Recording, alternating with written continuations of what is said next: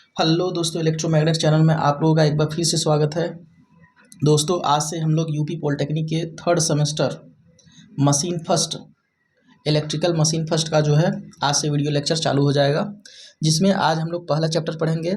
और पहले चैप्टर का जो यूपी बीटी बोर्ड के अनुसार जो हमारा जो सिलेबस है वो यहाँ पर दिया हुआ है, जिसको जो है यूपी बीटी के ऑफिशियल वेबसाइट से मैंने डाउनलोड किया है। और ये पहले चैप्टर का सिलेबस है। आइए इसको एक बार देख लेते हैं कि इसमें क्या क्या हमको पढ़ना है। तो यहाँ देख सकते हैं, पहला इंट्रोडक्शन ऑफ इलेक्ट्रिकल मशीन, ये पहले चैप्टर का नाम है हमारा। और इसमें पहला जो हेडिंग है definition of motor and generator.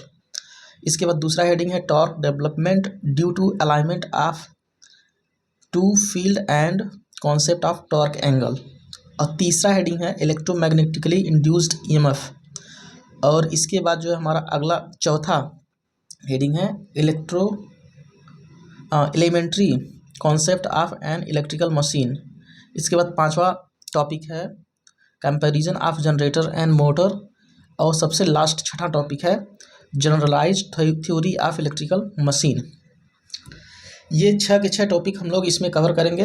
कोशिश करेंगे जो है जल्दी से जल्दी ये पहला चैप्टर हमारा समाप्त हो जाए।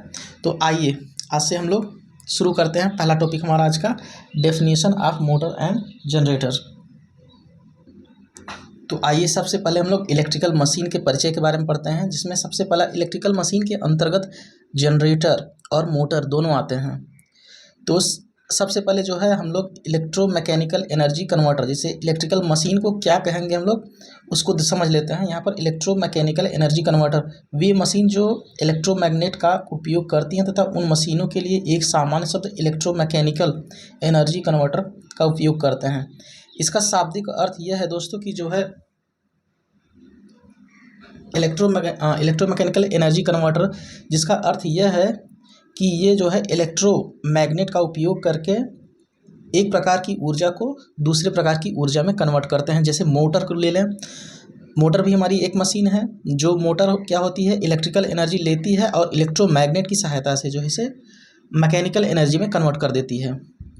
और वहीं दूसरी तरफ हम लोग अगर जनरेटर की बात करते हैं तो हम लोग उसमें यांत्रिक ऊर्जा के रूप में जो है एनर्जी को जो है देते हैं, तो और वो इलेक्ट्रोमैग्नेट की सहायता से क्या करती है, इसे विद्युत ऊर्जा में कन्वर्ट कर देती है। तो इन दोनों ही मशीनों के लिए हम लोग एक कॉमन टर्म यूज करते हैं, इलेक्ट्रोमैकेनिकल एनर्जी कन्वर्टर। अगर ये शब्द कहीं लिखा हुआ है, इसका मतलब ये मोटर और जो है जनरेटर दोनों की बात कर रहा है। तो सबसे पहला उसमें हम लोग इलेक्ट्रिक मोटर को देखते हैं। इलेक्ट्रिक मोटर क्या होता है? इलेक्ट्रिक मोटर एक इलेक्ट्रोमैकेनिकल मशीन है जो विद्युत ऊर्जा को यांत्रिक ऊर्जा में परिवर्तित करता है। ये रहा मोटर का डेफिनेशन। अब यहाँ पर मोटर का वर्गीकरण हम लोग देख लेते हैं कि मोटर कितने टाइप के होते हैं। इसके बाद देखिए मशीन के अंतर्गत जनरेटर भी आता है, तो हम लोग मोटर के बारे में पढ़ने के बाद जनरेटर को भी पढ़ेंगे। तो सबसे पहले इलेक्ट्रिक मोटर का एक प्रकार हम लोग पढ़ते हैं। इसमें जो है इलेक्ट्रिक मोटर कितने प्रकार के होते हैं इसको देख लेते हैं। तो इलेक्ट्रिक मोटर जो है डीसी मोटर होता है और एसी मोटर होता है, देख सकते हैं यहाँ पर।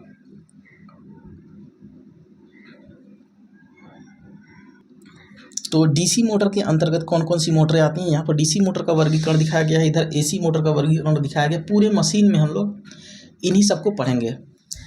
तो मशीन फर्स्ट में हम लोग पढ़ते हैं, पहला एक डीसी मोटर पढ़ते हैं, फिर डीसी जनरेटर पढ़ते हैं, इसके बाद जो है ट्रांसफार्मर पढ़ते हैं। इसके बाद मशीन सेकेंड आ जाता है। मशीन सेकेंड में हम लोग क्या पढ़ते हैं, इंडक्शन मोटर पढ़ते हैं।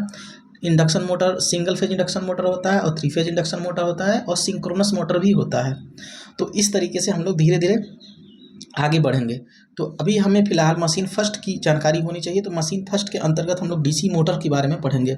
यहाँ इनका परिचय देख लीजिए कि एसी मोटर कितने प्रकार के होते हैं। एसी मोटर में 3 टाइप की मोटरें आती हैं, लीनियर मोटर, सिंक्रोनस मोटर और इंडक्शन मोटर। ये क्या होती हैं हम लोग इसको मशीन सेकेंड में पढ़ेंगे। फिलहाल हम लोग मशीन फर्स्ट पढ़ रहे हैं, तो इसमें हम लोग डीसी मोटर और डीसी जनरेटर के बारे में पढ़ेंगे। तो आइए देखते हैं कि डीसी मोटर को कैसे वर्गीकृत किया गया है।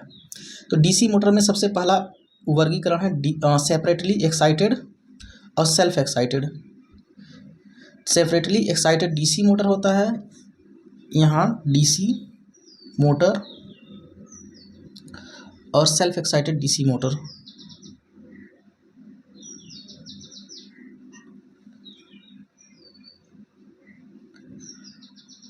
अब इसके आगे जो है एसी मोटर का क्या क्या भाग होता है एसी मोटर में, उसको देख लेते हैं। यही यहाँ लिखा हुआ लीनियर मोटर होता है, सिंक्रोनस मोटर, इंडक्शन मोटर, यही चीज़ यहाँ पर लिखा हुआ है।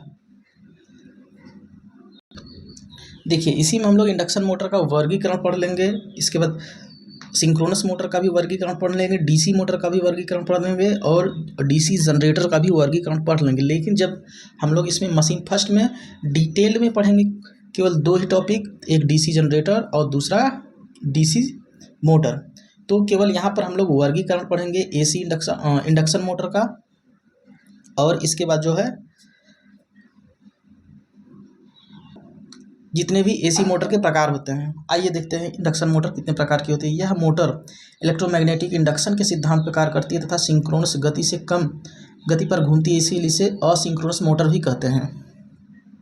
यहाँ पर देख सकते हैं ये हमारा जो है इंडक्शन मोटर का एक परिचय है कि यह मोटर इलेक्ट्रोमैग्नेटिक इंडक्शन के सिद्धांत पर कार्य करती है, इसीलिए इसको इंडक्शन मोटर भी कहते हैं। और यह सिंक्रोनस गति से कम गति पर घूमती है, इसीलिए इसको असिंक्रोनस मोटर भी कहते हैं। इंडक्शन मोटर का वर्गीकरण में देखेंगे तो क्या क्या आता है। इंडक्शन मोटर में पहला टाइप है रोटर के आधार पर। देखिए रोटर के आधार पर इंडक्शन मोटर को फिर 2 भागों में बांटा गया है केवल, और जिसमें पहला है स्क्वायरल केज टाइप रोटर और दूसरा है phase wound type rotor induction motor. ये इंडक्शन मोटर के टाइप्स हैं। इसके बाद फेज के आधार पर देखा जाए तो सिंगल फेज होता है और 3 फेज होता है। इसके आगे जो है एसी मोटर के प्रकार में क्या है, रेखीय मोटर जिसे लीनियर मोटर कहते हैं। लीनियर मोटर एक ऐसी मोटर होती है जिसमें जो है लीनियर गति होता है। ये क्या होते हैं इसको हम लोग मशीन सेकंड में पढ़ेंगे, फिलहाल इनका केवल परिचय हम लोग पढ़ लेते हैं। वह मोटर जो विद्युत ऊर्जा को रेखीय गति में बदलता है रेखीय मोटर कहलाता है। इसमें स्टेटर और रोटर दोनों ही खुले प्रकार के होते हैं। इनका उपयोग स्लाइडिंग दरवाजों तक एक्चुएटर में किया जाता है। ठीक, यह इनका परिचय है कि ये क्या होती हैं और इनका उपयोग कहाँ किया जाता है। इसके बाद तीसरा है सिंक्रोनस या तुल्यकाली मोटर, इसको भी देख लेते हैं। ये सभी एसी मोटर के टाइप्स हैं पहला। इसके बाद तीसरा क्या है, सिंक्रोनस या तुल्यकाली मोटर। वे मोटरें जो सदा एक नियत गति पर घूमती हैं उसे तुल्यकाली मोटर कहते हैं, तथा जिस गति पर ये घूमती हैं उसे तुल्यकाली गति कहती हैं। फिलहाल ये इनका परिचय है। इसको डिटेल में हम लोग मशीन सेकंड में पढ़ेंगे। इसमें केवल वर्गीकरण हम लोग पढ़ रहे हैं, ये बात आप लोगों को ध्यान रहनी चाहिए। इसके बाद तुल्यकाली मोटर को भी 2 भागों में बांटा हुआ है, इसको देख लेते हैं।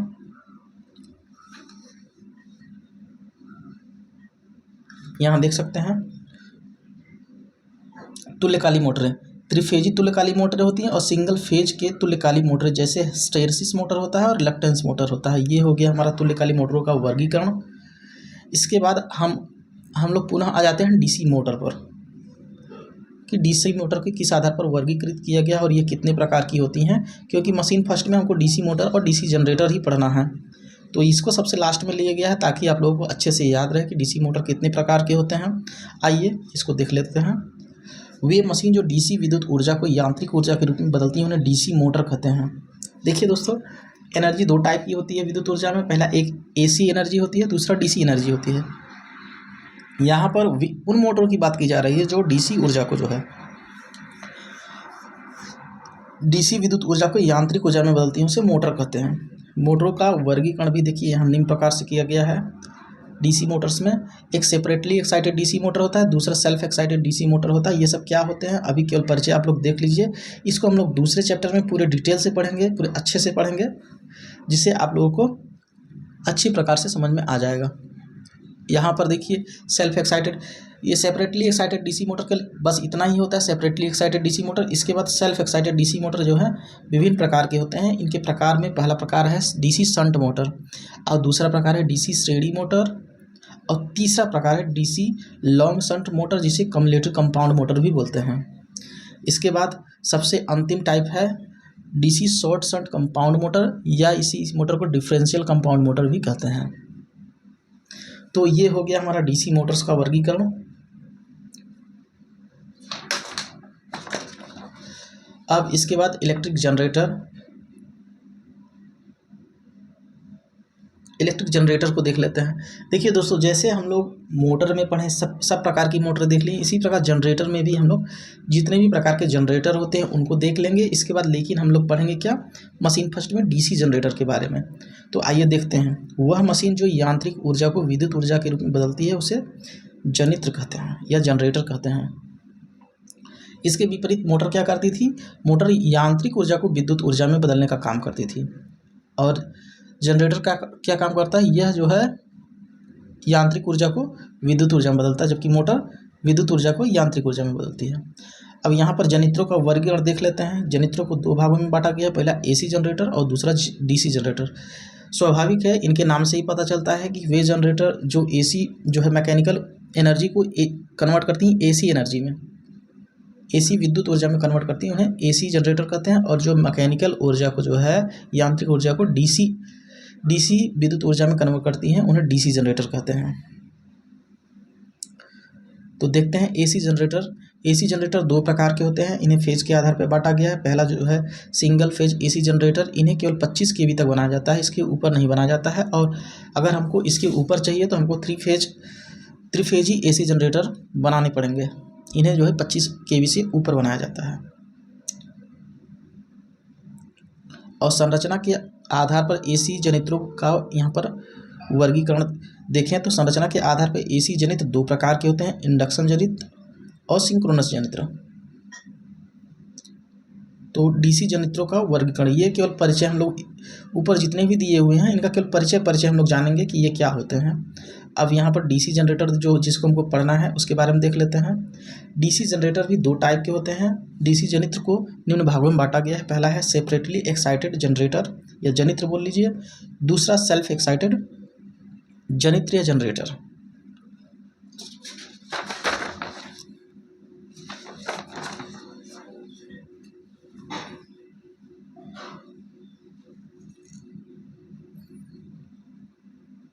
यहाँ देखिए डीसी जनित्र। अब डीसी जनित्र का जो वर्गीकरण है इसको एक ग्राफ के माध्यम से दिखाया हुआ है, एक ट्री बनाकर।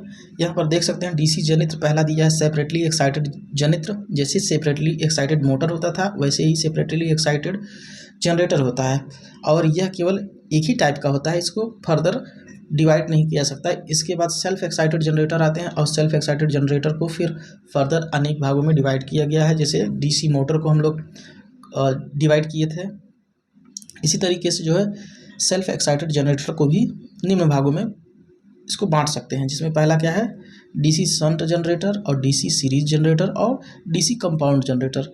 अब कंपाउंड जनरेटर को दो भागों में बांटा गया है। पहला है लॉन्ग शंट कंपाउंड जनित्र जिसको कम्यूटेटिव कंपाउंड जनित्र कहते हैं, और दूसरा क्या है शॉर्ट शंट कंपाउंड जनित्र जिसे डिफरेंशियल कंपाउंड जनरेटर भी बोलते हैं। तो ये हो गया हमारा जो है टोटल परिचय वर्गीकरण। अब इसमें जो है पहले चैप्टर में दूसरा टॉपिक अब यहाँ पर आ गया है कि दो फील्ड के असंरेखण के लिए टॉर्क डेवलपमेंट और टॉर्क कोण। ये हमारा दूसरा टॉपिक है, इसको देखेंगे हम लोग।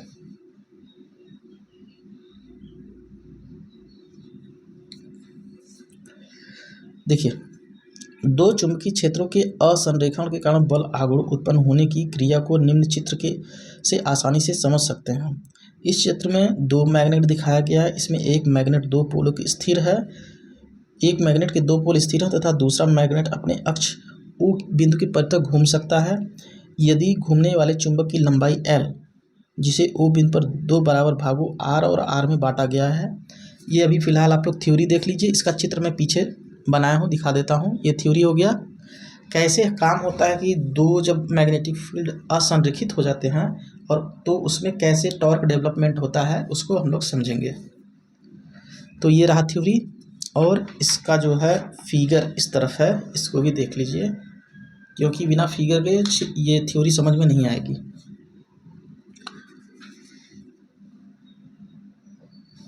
देखिए दोस्तों, जब दो मैग्नेटिक फील्ड असंरेखित हो जाते हैं तो उनमें कैसे टॉर्क डेवलप होता है, इस फिगर में यही दिखाया गया है।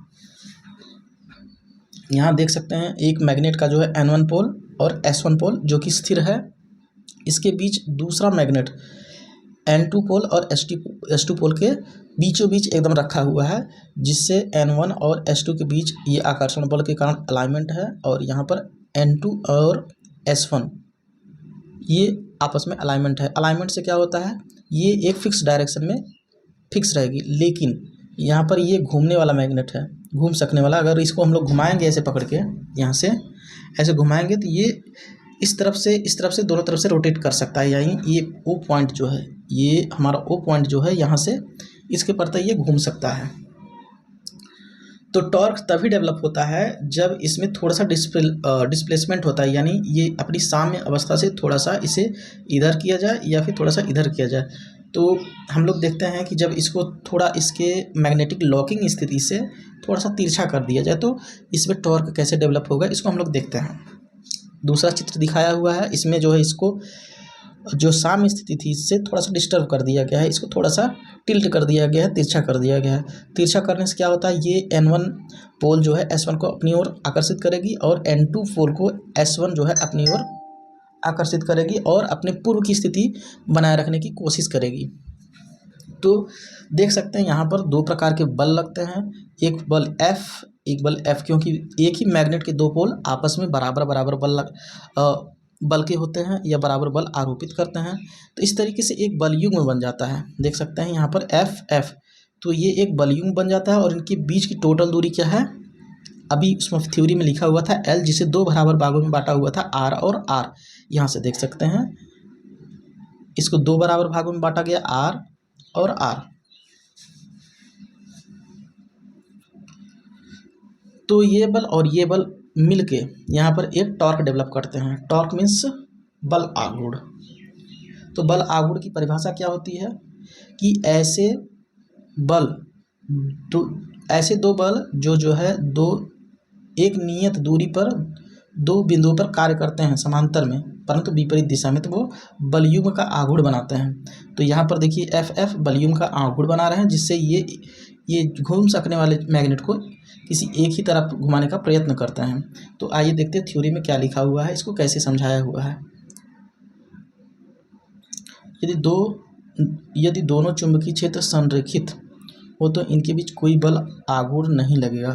पहली स्थिति में जब दोनों ही मैग्नेट एक ही रेखा में होते हैं तो कोई भी बलयुग्म या बल आघूर्ण नहीं लगता, क्योंकि ये दोनों मैग्नेट एक दूसरे को लोक स्थिति में रखे हुए हैं।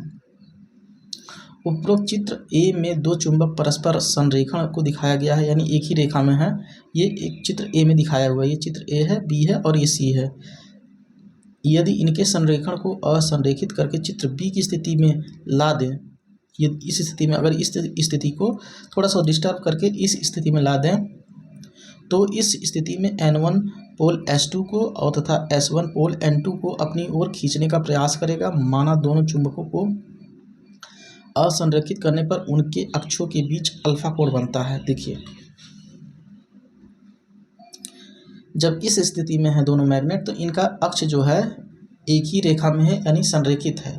और जब इनको थोड़ा सा टिल्ट कर दिया जाता है, घुमा दिया जाता है, तो दोनों के अक्ष जो है एक दूसरे से अलग हो जाते हैं। ये घूमने वाला मैग्नेट का अक्ष है और ये स्थिर मैग्नेट का अक्ष है।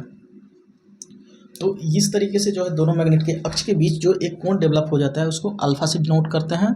इसी कोण को हम लोग टॉर्क एंगल भी कहते हैं, जो हमारे टॉपिक में परिभाषित करने के लिए, समझने के लिए बताया गया है। ठीक, दोनों अक्षों के बीच अल्फा कोण बनता है, जो चुंबक के पोलों के बीच लगने वाले बल F को उपरोक्त चित्र के अनुसार दोनों पोल पर दो घटकों में वियोजित किया जा सकता है। अब यहाँ पर थोड़ा सा देख सकते हैं, वेक्टर क्वांटिटी को आपको समझना पड़ेगा। जब यहाँ पर ये बल इधर काम कर रहा है, ये बल इधर काम कर रहा है और ये बल ऊपर काम कर रहा है, इनके बीच जो है यहाँ पर इस अक्ष में अल्फा कोण बना हुआ, तो यही एंगल जो है यहाँ पर भी बनेगा। यहाँ पर भी ये अल्फा हो गया और ये भी अल्फा ही रहेगा। तो वेक्टर वियोजन आप लोग पढ़े होंगे, सदिशों का वियोजन। उसमें जो है सदिश को दो भाग में वियोजित किया जाता है, एक उसका हॉरिजॉन्टल कंपोनेंट्स होता है और दूसरा जो है वर्टिकल कंपोनेंट्स होता है। तो horizontal components F cos theta हो जाएगा, इसका भी एफ कोस थीटा नहीं अल्फा होगा, एफ कोस अल्फा हो जाएगा। और दूसरा जो है और वर्टिकल कंपोनेंट क्या होगा, वही एफ साइन अल्फा होगा और इसका भी एफ साइन अल्फा होगा, क्योंकि दोनों ही बल बराबर मात्रा के हैं। अब देखिए यहाँ पर एफ कोस अल्फा का डायरेक्शन इस स्थिति में है और इस एफ कोस अल्फा का डायरेक्शन इस स्थिति में है। दोनों ही एक ही रेखा में है परंतु विपरीत दिशा में कार्य कर रहे हैं, जो एक दूसरे को निरस्त कर देते हैं। अर्थात एफ कोस अल्फा समान परिमाण के हैं और एक ही रेखा में है, जिससे ये एक दूसरे को निरस्त कर देंगे। इनका कोई भी रिजल्टेंट नहीं आता है। लेकिन यहीं पर देखा जाए कि एफ साइन अल्फा और एफ साइन अल्फा जो है, ये दोनों ही बलयुग्म मैग्नेट को अपनी साम्य स्थिति में लाने का प्रयास करते हैं। तो यही मिलकर एक बलयुग्म का आघूर्ण बनाते हैं, देख सकते हैं, जिसमें एफ कोस अल्फा एक दूसरे को निरस्त कर देते हैं, क्योंकि ये समान परिमाण तथा विपरीत दिशा में है। और एफ साइन अल्फा दोनों पोल पर एक बलयुग्म बनाते हैं, जिससे घूमने वाले चुंबक पर टाउ बल आघूर्ण लगता है। बल आघूर्ण को टाउ से डिनोट करते हैं। अब इसकी मात्रा कितनी होगी या इसका परिमाण कितना होगा, यहाँ पर देख लग सकते हैं हम लोग। टाउ बराबर क्या होता है, बल इंटू दोनों बलों के बीच की लंबवत दूरी। तो टाउ बराबर एफ साइन अल्फा है, जो बल का परिमाण है, और दोनों के बीच की दूरी क्या है, एल। एल को ही हम लोग दो बराबर भागों में बांट लिए हैं, आर और आर, जिसे टोटल 2r लिखा हुआ है। यहाँ पर इस फिगर में आप लोग देख सकते हैं, ये ओ के इस बिंदु से आर और आर दो भागों में बांट लिया है एल को। तो एल को हम लोग 2r भी लिख सकते हैं, यही यहाँ पर लिखा हुआ है। तो टाउ बराबर हो जाएगा F into sine alpha into 2r। अर्थात दो असंरेखित चुंबकीय बलों या क्षेत्र के कारण दो बल आघूर्ण उत्पन्न होता है, वह दोनों चुंबकीय क्षेत्रों के अक्षों के बीच के कोण के जाके समानुपाती होता है। अर्थात दो मैग्नेटिक पोल्स के मध्य जो बल आघूर्ण उत्पन्न होता है, वो जो है क्या होता है, वह दोनों चुंबकीय क्षेत्रों के अक्षों के बीच के कोण के ज्या के समानुपाती होता है। देखिए टाउ साइन माने ज्या होता है, ज्या के समानुपाती है।